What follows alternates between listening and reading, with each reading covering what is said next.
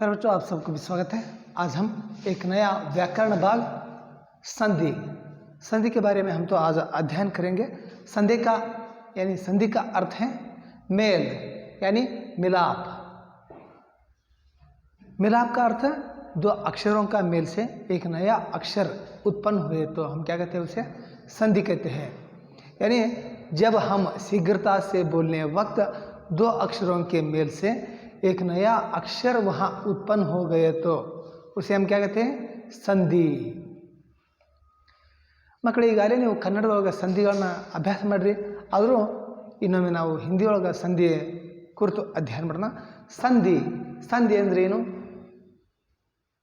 ಸಂಧಿ ಅಂದ್ರೆ ಎರಡು ಅಕ್ಷರಗಳ ಒಂದು ಕೂಡುವಿಕೆ, ಎರಡು ಅಕ್ಷರಗಳ ಒಂದು ಕೂಡಿಕೊಂಡು ಹೊಸದಾದಂಥ ಒಂದು ಅಕ್ಷರ ಉತ್ಪನ್ನ ಆಗೋದಕ್ಕೆ ನಾವೇನಿರ್ತೀವಿ ಅಂದಾಗ ಸಂಧಿ ಅಂತ ಕರಿತೀವಿ ಮಕ್ಕಳೇ। ಅದರ ಒಂದು ಅರ್ಥ ಹೇಳಿದ್ವಿ। ಇನ್ನು ಪರಿಭಾಷಾ ಅದನ್ನು ನಾವು ಏನು ಮಾಡೋದು, ಬರ್ಕೊಂತ ಏನು ಮಾಡೋದು ಮಕ್ಕಳೇ, ಅಭ್ಯಸಿಸೋಣ। संधि का परिभाषा है जब दो ध्वनियों का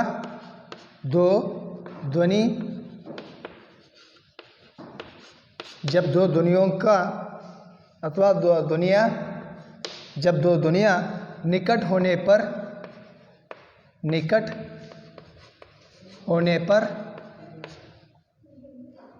आपस में मिल जाती है और नया रूप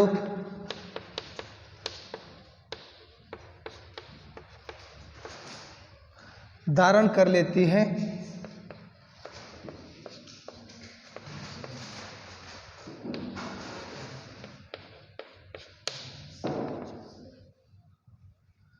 लेती है। तो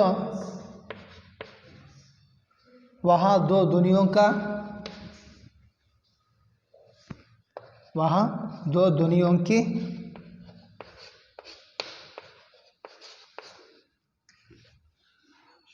संधि होती है।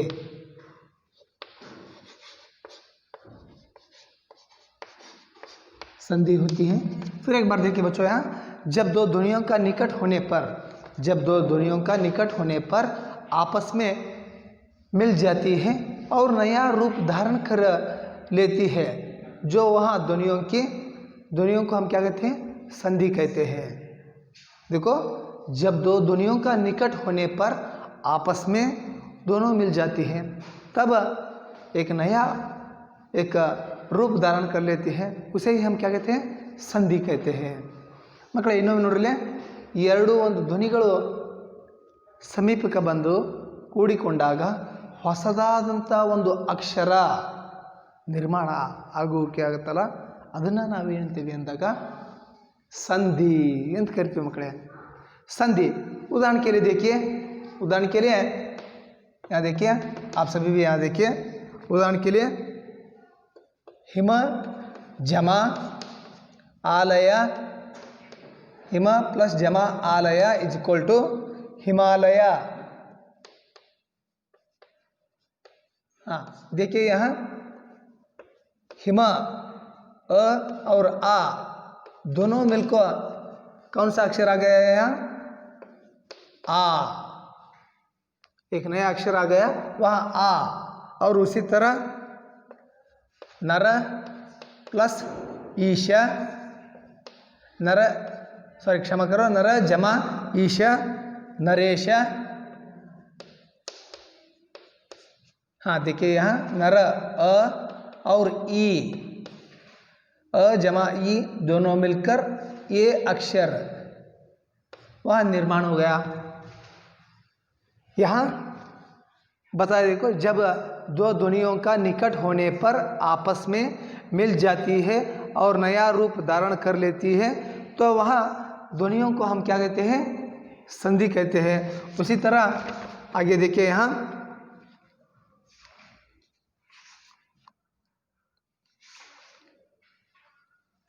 रजनीश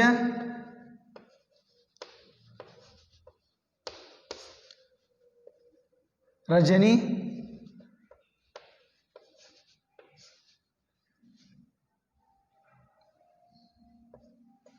रजनी प्लस ईशा, प्लस नहीं, क्षमा करो, बार बार मैं वही बोल रहा हूँ, रजनी जमा ईशा, ई जमा ई, दोनों मिलको ई। हाँ, एक नया अक्षर वहाँ उत्पन्न हो गया। तो उसी तरह एकैक इस शब्द को विच्छेदन किया तो एक जमा एक, दोनों मिलको एकैक। यहाँ देखिए, एक अ जमा ये, कुल मिलकर ऐ। एकैक। उसी तरह इत्यादि, इत्यादि, इति प्लस आदि, इति प्लस इति जमा आदि, इति जमा आदि, ई जमा आ मिलकर यहाँ यह अक्षर उद्भव हुआ। इस तरह दो अक्षर मेल से, दो अक्षर मेल से यानी दो ध्वनियों का मेल से एक नया अक्षर का उत्पन्न हुए तो एक नया अक्षर का रूप धारण कर लिया तो उसे हम क्या कहते हैं? संधि।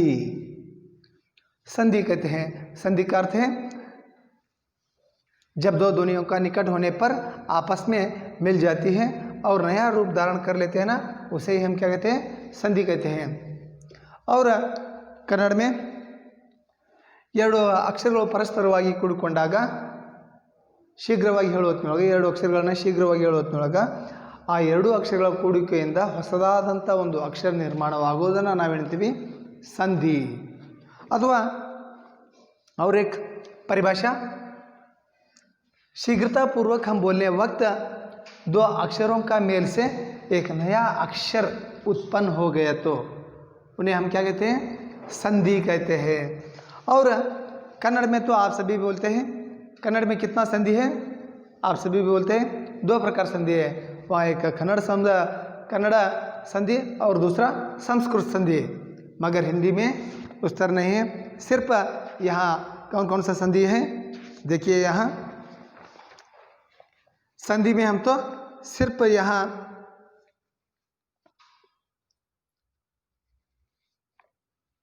स्वर संधि,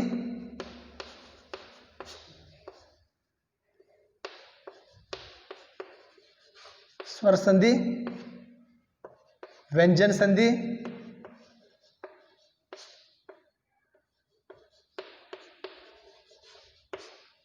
और स्वर व्यंजन और विसर्ग संधि।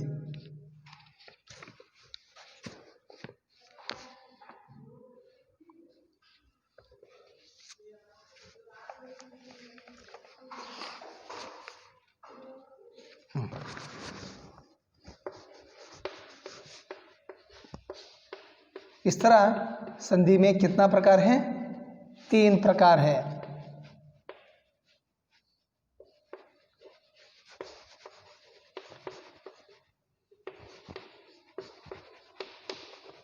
कन्नड़ में 2 प्रकार, वो कन्नड़ संधि, दूसरा संस्कृत संधि। और कन्नड़ संधि में आगम संधि, आदेश संधि और आदेश संधि इस तरह आ जाता है वहाँ। और संस्कृत संधि में व्यंजन, सवर्ण दीर्घ संधि, गुण संधि, रुद्धि संधि, जस्तु संधि, यष्टुव संधि, इस तरह कन्नड़ में वो संधि आ जाता है। मगर यहाँ हिंदी में हम तो 3 प्रकार का संधियों को हम दे सकते हैं। एक स्वर संधि, दूसरा व्यंजन संधि, तीसरा विसर्ग संधि। और स्वर संधि, आज हम स्वर संधि के बारे में अध्ययन करेंगे। स्वर संधि,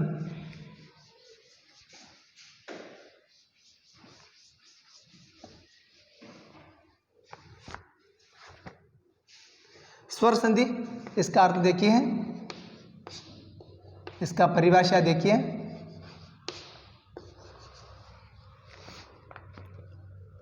यानी इसका अर्थ, परिभाषा, दो स्वरों के मेल से, दो स्वरों के मेल से एक नए स्वर, एक नए स्वर को बनाने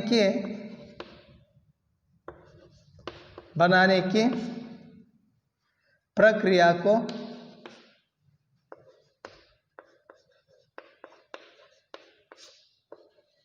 स्वर संधि कहते हैं।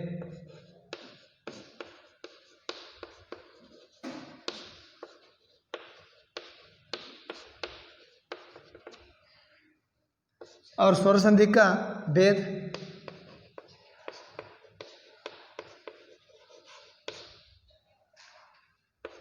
स्वर संधि के भेद या प्रकार। स्वर संधि में दीर्घ संधि,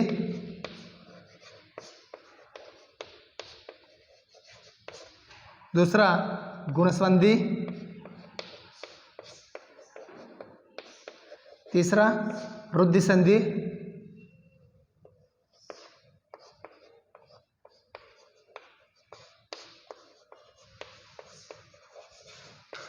चौथा यण संधि, और पांचवा कौन सा संधि है? अयादि संधि। पांचवा अयादि संधि।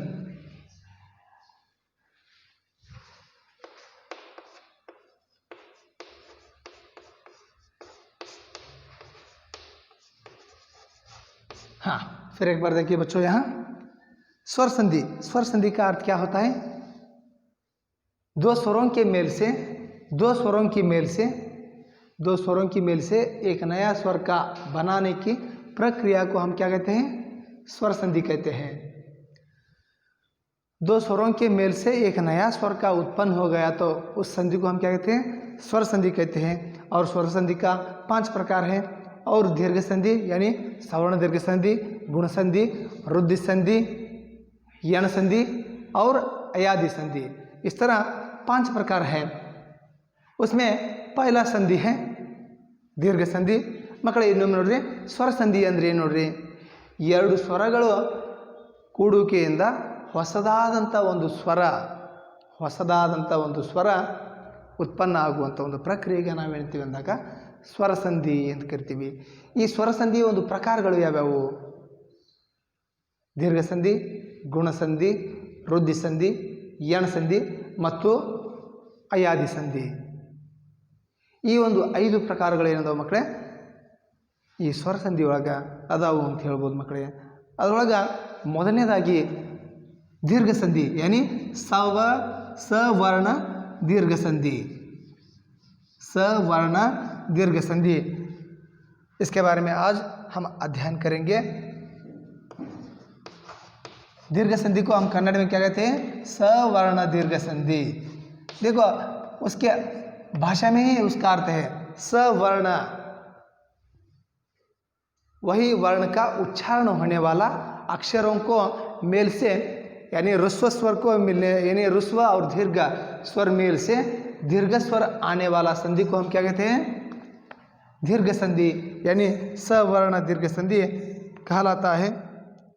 देखिए यहाँ उसका परिभाषा यानी अर्थ देखिए, ह्रस्व या दीर्घ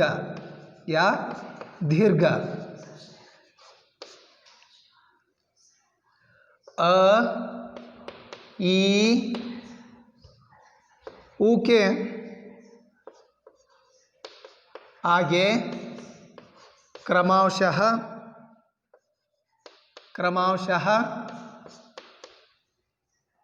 ह्रस्व या दीर्घ ह्रस्व या दीर्घ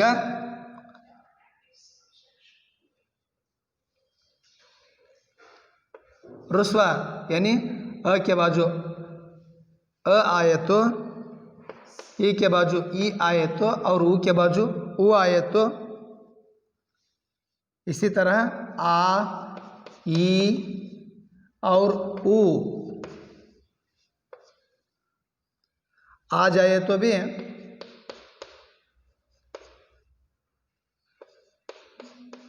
आ जाए तो दोनों मिलाकर दोनों मिलकर क्रमशः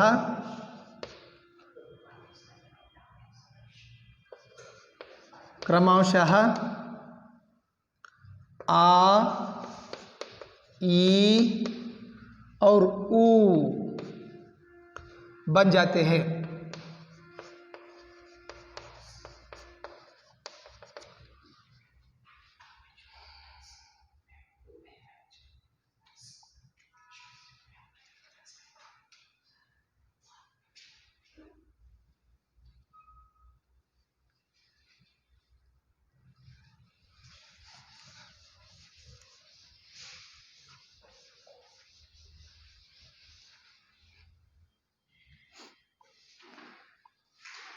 हाँ देखिए बच्चों, यहाँ दीर्घ संधि, इसका अर्थ है रुस्व या दीर्घ। अ ई ऊ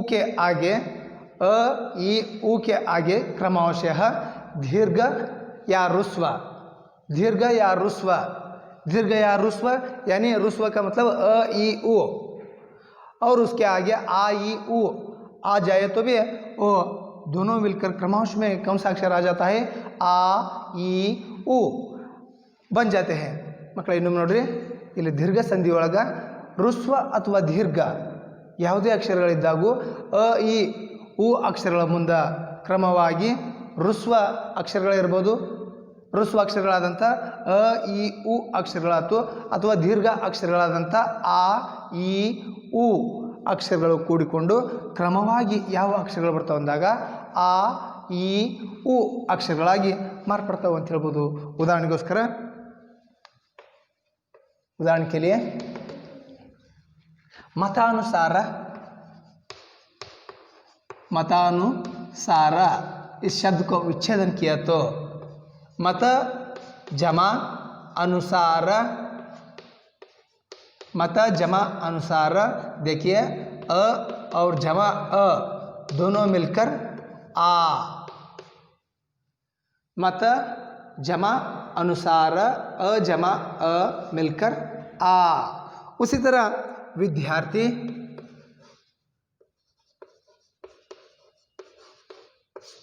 विद्या जमा अर्थी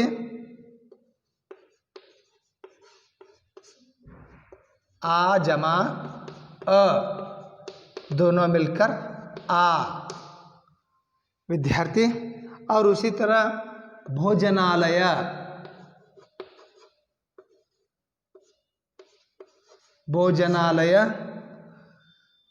भोजन जमा आलय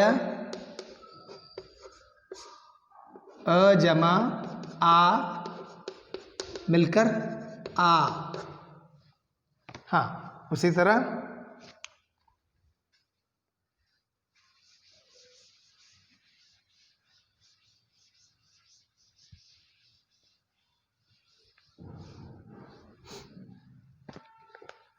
रविंद्र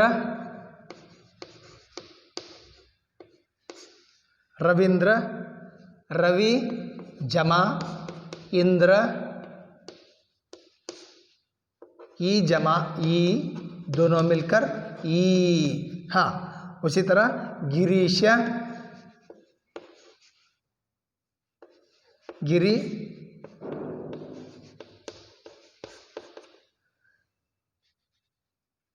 जमा ईश ई जमा ई दोनों मिलकर ई। हाँ, उसी तरह रजनीश रजनी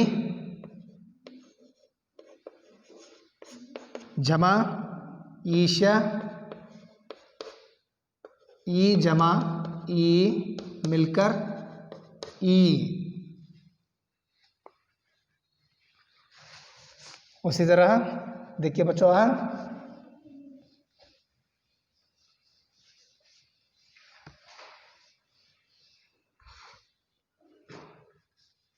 गुरुपदेश, गुरुपदेश, गुरु जमा उपदेश, ऊ जमा ऊ, दोनों मिलकर ऊ।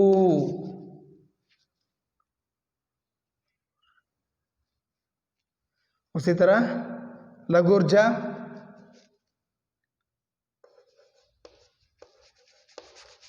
लघु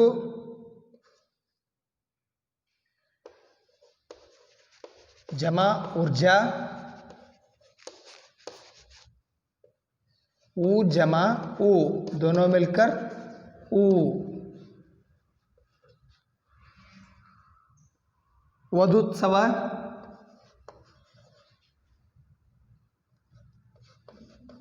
वधुत्सव, वधु जमा उत्सव,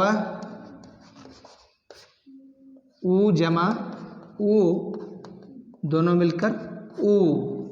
हाँ, आपको यह जानकारी रहना चाहिए कि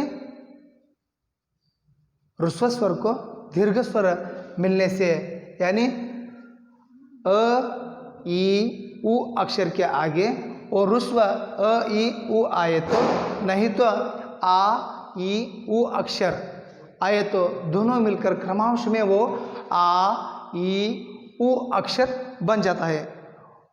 वो आपको याद रहना चाहिए। उसके अलावा आप संधि को किस तरह पहचान भी सकते हैं कि शब्द के दूसरा या तीसरा अक्षर, शब्द के दूसरा या तीसरा अक्षर आ ई उ अक्षर रहा तो वो कौन सा संधि हो जाता है बच्चों? वो दीर्घ स्वर बन जाता है। उदाहरण के लिए देखिए, मतानुसारा, मता यहाँ दूसरा अक्षर आया, देखो। विद्यार्थी, विद्या यहाँ दूसरा अक्षर आया है। यहाँ देखिए भोजनालय, भोजना तीसरा अक्षर आया है। उसी तरह रविंद्र, रवि ई दूसरा अक्षर यहाँ ई आया है। गिरीश दूसरा अक्षर ई आया है। रजनीश तीसरा अक्षर ई आया है। गुरुपदेश ऊ दूसरा अक्षर या ऊ आया है। लघुर्जा ऊ दूसरा अक्षर आया है। वधुत्सव दूसरा अक्षर ऊ आया है। इस तरह आप सभी भी आसानी से आप सभी भी इस दीर्घ संधि को पहचान सकते हैं। ಮಕ್ಕಳೇ, ಈ ಒಂದು ದೀರ್ಘ ಸಂಧಿ ನೀವು ಯಾವ ರೀತಿಯಾಗಿ ಗೊತ್ತಿಡಬಹುದು ಅಂದಾಗ, ಇಲ್ಲಿ ನಾವು ಹೇಳಿದಂಥ ಶಬ್ದದ ಏನು ಮಾಡಬೇಕು, ವಿಚ್ಛೇದನ ಮಾಡಿದಾಗ ಅದಕ್ಕೆ ಹ್ರಸ್ವ ಅಥವಾ ದೀರ್ಘ ಬಂದಿರಬೇಕು. ಅದು ಅ ಈ ಊಕಾರಗಳಿಗೆ ಕ್ರಮವಾಗಿ ಅ ಈ ಊಕಾರಗಳು ಕೂಡಿಕೊಂಡು ಅದು ದೀರ್ಘ ಸ್ವರ ಆದಂಥ ಆ ಈ ಊಕಾರಗಳಕ್ಕವು ಆ ಒಂದು ಆ ಈ ಊಕಾರಗಳಿಗೆ ಮಾರ್ಪಡ್ತಾವಲ್ಲ, ಅಂಥ ಒಂದು ಸಂಧಿಗೆ ನಾವೇನು ಅಂದಾಗ ದೀರ್ಘ ಸಂಧಿ ಅಥವಾ ಸವರ್ಣದ ದೀರ್ಘ ಸಂಧಿ. ಸವರ್ಣ ಅಂದ್ರೆ ಅದ ಅಕ್ಷರನ ನಾವು ದೀರ್ಘವಾಗಿ ಹೇಳಿದಾಗ ಆ ಈ ಉ ಕ್ರಮವಾಗಿ ಅದನ್ನು ನಾವು ದೀರ್ಘವಾಗಿ ಎಳೆದ ಸವರ್ಣ ಆ ಒಂದು ಅಕ್ಷರದ ಪದನ ಅಲ್ಲಿ ಮುಂದೆ ಬಂತಂದ್ರೆ ಅಂಥ ಒಂದು ಸಂಧಿಗೆ ನಾವೇಳ್ತೀವಿ ಅಂದಾಗ ಸವರ್ಣ ದೀರ್ಘ ಸಂಧಿ ಅಂತ ಕರಿತೀವಿ ಮಕ್ಕಳೇ. ಜೊತೆಗೆ ಈ ಒಂದು ಸಂಧಿನ ಇನ್ನೊಂದು ನಾವು ಸುಲಭವಾಗಿ ಹಿಡಿಬೇಕು, ಗುರ್ತಿಡಿಬೇಕು. ಯಾವ ರೀತಿ ಅಂದಾಗ, ಶಬ್ದದ ಎರಡನೇ ಅಥವಾ ಮೂರನೇ ಅಕ್ಷರ ಏನಾದರೂ ಆಕಾರ, ಈಕಾರ ಮತ್ತು ಊಕಾರಗಳು ಬಂದಿದ್ರ, ಆಕಾರ, ಈಕಾರ ಮತ್ತು ಊಕಾರಗಳು ಬಂದಿದ್ರ. ಇಲ್ಲಿ ನೋಡ್ರಿ, ಮತ ಆ ಅನ್ನೋದು ಎರಡನೇ ಅಕ್ಷರ ಬಂದೈತಿ ಇಲ್ಲಿ ಆ. ವಿದ್ಯಾರ್ಥಿ ವಿದ್ಯಾ ಆಕಾರ ಬಂದೈತಿ. ಅದೇ ರೀತಿಯಾಗಿ ಭೋಜನಾಲಯ ಭೋಜನ ಅನ್ನೋ ಒಂದು ಆಕಾರ ಎರಡನೇ ಅಕ್ಷರ ಬಂದೈತಿ. ರವೀಂದ್ರ ರವಿ ಈ ಅನ್ನೋ ಒಂದು ಎರಡನೇ ಅಕ್ಷರ ಬಂದೈತಿ. ಗಿರೀಶ ಎರಡನೇ ಅಕ್ಷರ ಬಂದೈತಿ. ರಜನೀಶ ಮೂರನೇ ಅಕ್ಷರಲ್ಲಿ ಈಕಾರ ಬಂದೈತಿ. ಗುರುಪದೇಶ ಉ ಎರಡನೇ ಅಕ್ಷರ ಬಂದೈತಿ. ಲಘುರ್ಜ ಉ ಎರಡನೇ ಅಕ್ಷರ ಬಂದೈತಿ. ವಧುತ್ಸವ ವಧು ಅನ್ನೋ ಒಂದು ಎರಡನೇ ಅಕ್ಷರ ಬಂದೈತಿ. ಈ ರೀತಿಯಾಗಿ ನಾವು ಶಬ್ದದ ಎರಡನೇ ಅಥವಾ ಮೂರನೇ ಅಕ್ಷರ ಏನಾದರೂ ಕ್ರಮವಾಗಿ ಆ, ಈ ಮತ್ತು ಊಕಾರಗಳು ಬಂದ್ರೆ ಅದು ಯಾವ ಸಂಧಿ ಅಂತ ಹೇಳ್ಬೋದು? ಸರಳವಾಗಿ ನಾವು ಅದನ್ನು ದೀರ್ಘ ಸಂಧಿ, ಸವರ್ಣ ದೀರ್ಘ ಸಂಧಿ ಅಂತ ಹೇಳ್ಬೋದು ಮಕ್ಕಳೇ. ಇದು ನಿಮ್ಮೆಲ್ಲರಿಗೂ ಈ ಸವರ್ಣ ದೀರ್ಘ ಸಂಧಿ ತಿಳಿದಿದೆ ಅಂತ ನಾನು ತಿಳ್ಕೊತೀನಿ. ಈಗ ಎರಡನೇ ಸಂಧಿ ಯಾವುದು? ಗುಣಸಂಧಿ. ನಿಮಗೆ ಎಕ್ಸಾಮಿಗೆ ಬರುವಂಥ ಒಂದು ಅಂಕದ ಒಂದು ಪ್ರಶ್ನೆ ಮಕ್ಕಳೇ ಇದು. ಆ ಕಾರಣಕ್ಕೆ ಇದರ ಬಗ್ಗೆ ಗಮನ ಇರಲಿ. ಅದರೊಳಗೆ ಹೆಚ್ಚು ಸವರ್ಣ ದೀರ್ಘ ಸಂಧಿ, ಗುಣಸಂಧಿ ಮತ್ತು ವೃದ್ಧಿ ಸಂಧಿಗಳನ್ನ ಬಹಳಷ್ಟು ಬಾರಿ ನಿಮಗೆ ಎಕ್ಸಾಮಿಗೆ ಕೇಳ್ತಾರೆ. ಈ ಒಂದು ಸವರ್ಣ ದೀರ್ಘ ಸಂಧಿ, ಗುಣಸಂಧಿ ಮತ್ತು ವೃದ್ಧಿ ಸಂಧಿಗಳ ಬಗ್ಗೆ ಏನಿರಲಿ, ಹೆಚ್ಚು ಗಮನ ಇರಲಿ. नेक्स्ट ಎರಡನೇ संधि गुण संधि। हाँ गुण संधि नोड्री मಕ್ಕಳೇ, इसका परिभाषा देखिए यहाँ, यानी इसका नियम नियम नियम 3 है। पहला नियम देखिए, यदि यदि अ या आ के आगे अ या आ के आगे ई या ई आए तो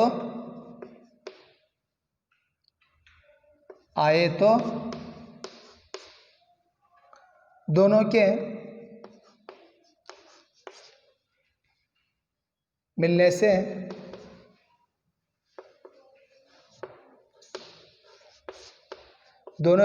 से ये अक्षर बन जाता है, यानी बनता है, ये अक्षर बनता है। उसी तरह नियम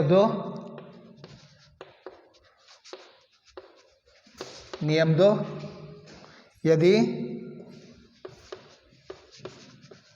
अ या आ के आगे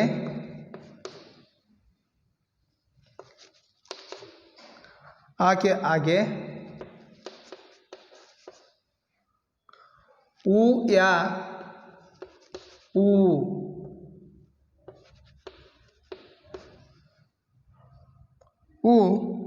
आए तो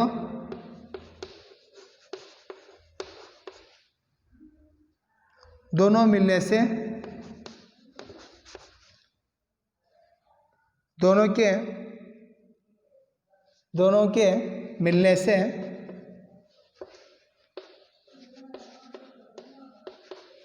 मिलने से वो बनते हैं, वो बनता है। उसी तरह तीसरा नियम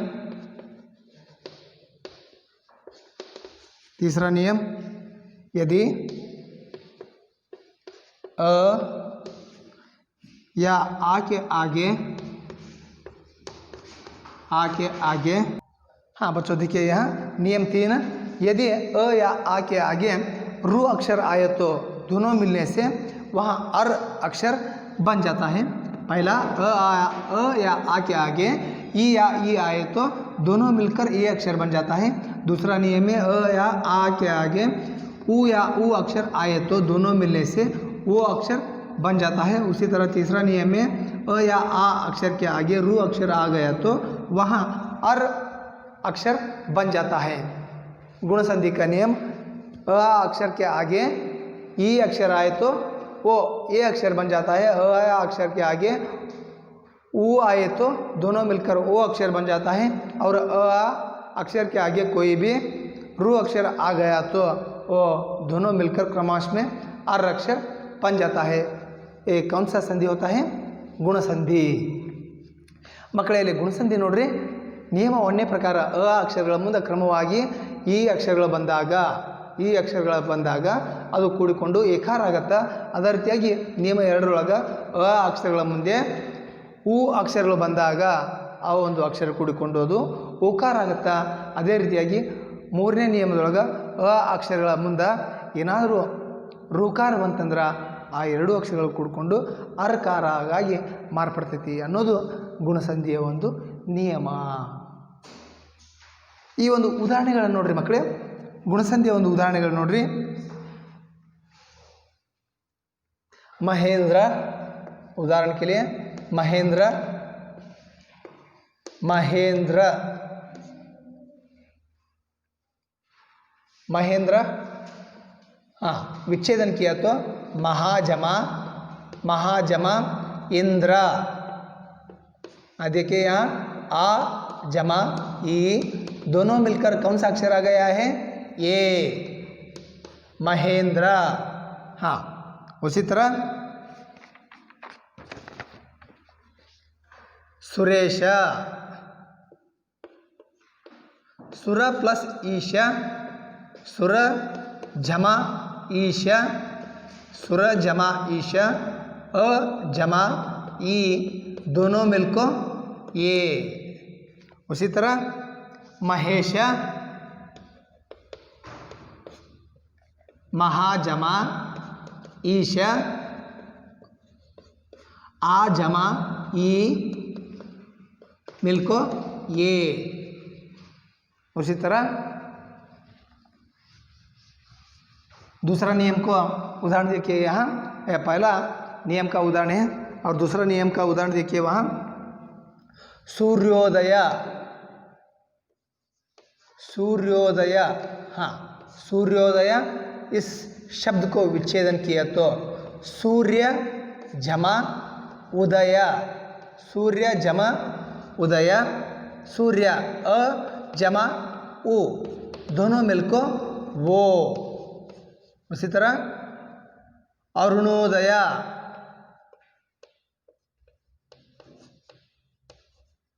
अरुण जमा उदय, अ जमा वो कुल मिलकर कौन सा अक्षर बन जाता है? वो अरुणोदय. महोत्सव, महोत्सव, महाजमा उत्सव, आ जमा वो दोनों मिलको वो. और तीसरा नियम का उदाहरण देखिए बच्चों वहाँ, गुणसंधि का तीसरा.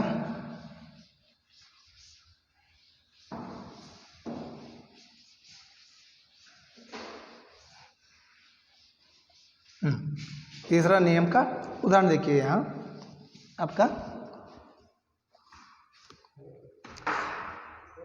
राजश्री, राजश्री, राज जमा ऋषि, अ जमा रु मिलकर अर. हाँ महर्षि, महाजमा ऋषि, आ जमा रू दोनों मिलको अर. हाँ ये आपका गुण संधि का उदाहरण है बच्चों.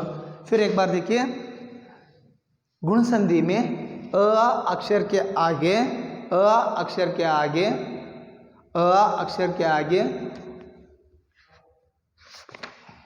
क्षमा करो, अ अक्षर के आगे ई आए तो मिलकर एकार बन जाता है. और उसी तरह अ अक्षर के आगे ऊ आए तो ओकार बन जाता है. और अ अक्षर के आगे रुकार आए तो अर अक्षर बन जाता है. उस संधि को हम क्या कहते हैं? गुण संधि.